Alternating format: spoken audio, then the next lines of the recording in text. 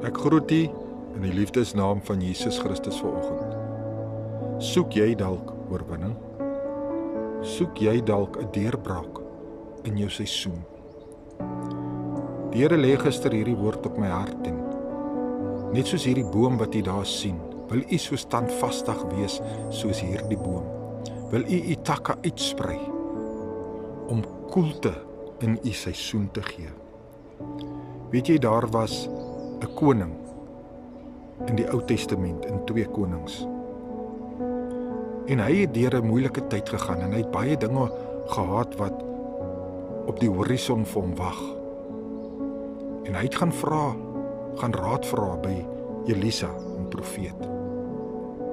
En Elisa sê vir hom, neem 'n pyl en boog en skiet 'n pyl uit in die rigting van die ooste, waar jy die venster oopgemaak het. En hierdie woord spreek so diep in my hart vir U en vir myself vanoggend. Moet ons nie ook 'n pyl van geloof uitskiet in gebed tot die Here nie? Dat ons in die spoed wat hierdie pyl die boog verlaat, ons geloof kan groei.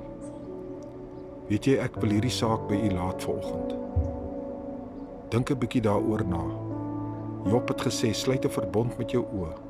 'n Verbond wat gesluit word, dat jy jou oë sal vestig op die woord van die Here.